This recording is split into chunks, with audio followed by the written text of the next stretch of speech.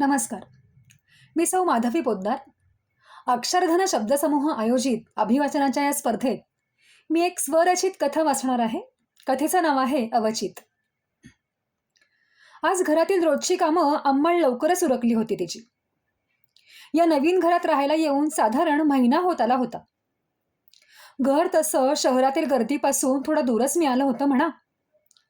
सकाळी आणि संध्याकाळच्या वेळी काय ती सोसायटीच्या आवारात गडबड असे, मात्र दुपारच्या वेळी इतकी कमालीची शांतता असायची की आजूबाजूला कोणी राहतं की नाही असा प्रश्न पडायचा तिला. त्या दुपारी ही अशी सामसूम आणि शांतता जाणवत होती तिला. आज थोडं वेगळंच वाटतंय. काही वाईट, काही चुकीचं घडणार आहे का? आज अशी भीती उगाचच तिच्या मनात राहून राहून येत होती. पण एका क्षणी तिला स्वतःच्या भित्रेपणाचं हसू आलं. काय हा पोरकटपणा करतोय आपण? इथं आजूबाजूला माणसांच्या गरडात घर आपलं. शहरात राहतोय आपण आणि कसलीही अनाठाई भीती आपल्या मनात. खरंच म्हणतात ना, मन चिंती ते वैरी न चिंती.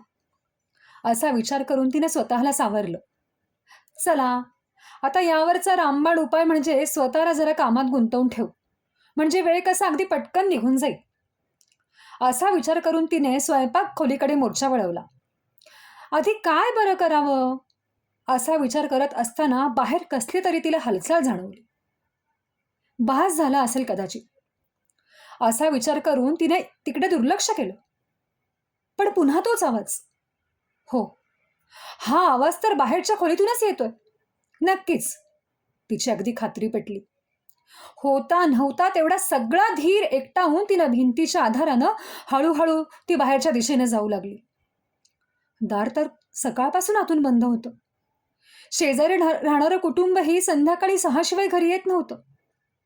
मग अशा या भलत्या वेळी कोण आला असेल? बाहेरच्या खोलीतून काहीतरी पडल्याचा आवाज झाला. आता मात्र तिच्या काळजाचा ठोका चुकला. कपाळावरचा घाम पुसत ती हळूहळू बाहेर आली आणि समोरचं दृश्य बघून ती जमिनीवर कोसळायचीच बाकी राहिली होती. काळ्या कुट्ट अंगाचा आणि बेरकी डोळ्यांचा तो तिच्या समोर उभा ठाकला होता. चेहऱ्यावरचे मग्रूर भाव आणि काळजाचा ठोका चुकवणारी त्याची नजर या गोष्टींनी तिच्यावर अगदी अर्धामेली व्हायची पाळी आली. हळूहळू तो तिच्या दिशेने सरकू लागला.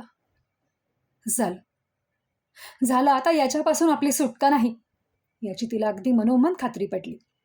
तिनं ओरडून मदत मागायचाही प्रयत्न केला, पण भीतीनं अर्धामेल्या झाल्याने तोंडातून आवाजही फुटेना.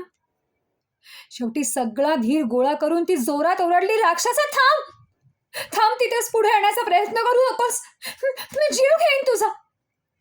पण तिच्या धमकीचा त्याच्यावर तिळ मात्र फरक पडला नाही. थंडपणे तिच्यावर दृष्टी रोखत तो तिच्या दिशेने सरकत होता. त्याच्या नजरेतली जरब बघून ती हतबल झाली. झालं, सकाळपासून वाटणारी भीती अखेर खरी ठरली. आता या संकटापुढे आपला काही निभाव लागणार नाही याची तिला अगदी खात्री पटली. तिच्या डोळ्यांसमोर नवऱ्याचा आणि मुलांचा चेहरा येऊन गेला. अरे कुठे आहात रे सगळे? अरे या रे लवकर, मला तुमची खूप गरज आहे. काहीतरी जादू घडावी आणि याच्या तावडीतनं आपली सुटका व्हावी या विचारानं ती मनोमन देवाला प्रार्थना करू लागली. तिचा संयम आता संपला होता. एवढ्यात मागच्या खिडकीतून की कुठूनसा अचानक मांजराच्या गुरगुरण्याचा आवाज आला आणि इतका वेळ तिच्या जीवावर उठलेला तो निर्दयी, भयानक, काळा कभिन्न उंदीर अचानक गॅलरीतून उतरून पसार झाला. या अवचित अचानक आलेल्या संकटातून ती अगदी सुखरूप बाहेर पडली बरं का मंडळी. तिचा तर या गोष्टीवर विश्वासच बसेना. केवढ्या भयानक संकटातून वाचलोत आपण. आता मात्र तिनं मनाशी अगदी पक्का निश्चय केला.